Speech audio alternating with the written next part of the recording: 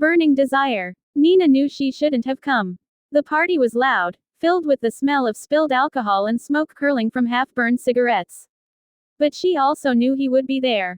She spotted Adrian in the corner of the room, leaning against the wall, a glass of whiskey in hand. His eyes, sharp and predatory, locked onto hers the moment she stepped in. That look, one that promised chaos and pleasure in equal measure, always undid her.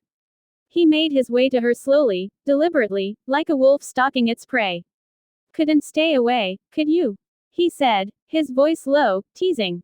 Nina rolled her eyes, trying to mask the effect he had on her.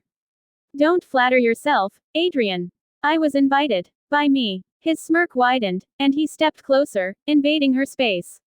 The scent of his cologne, musky and intoxicating, wrapped around her. Your trouble, she said, her voice trembling despite herself.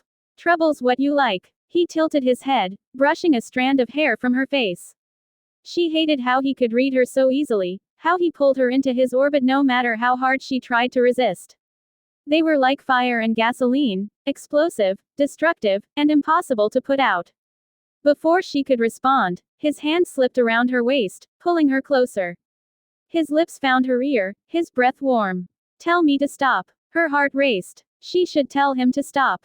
She should walk away, like she'd promised herself 1,000 times before. But when his lips brushed hers, every ounce of resolve crumbled. The kiss was fierce, desperate, as though they were trying to consume each other. She felt the heat rising between them, the electric pull that always seemed to take over when they were near.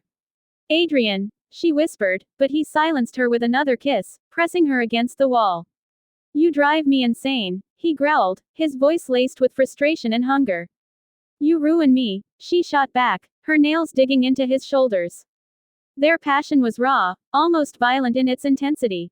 They fought as much as they loved, each trying to dominate the other, neither willing to give an inch. But that was what made it so addictive. The high was unmatched, even if the lows left them shattered. As the night went on, the world around them blurred. They knew this couldn't last, that their love was a beautiful disaster waiting to implode. But for now, in this moment, they didn't care. They were fire and gasoline, and they were burning brighter than ever.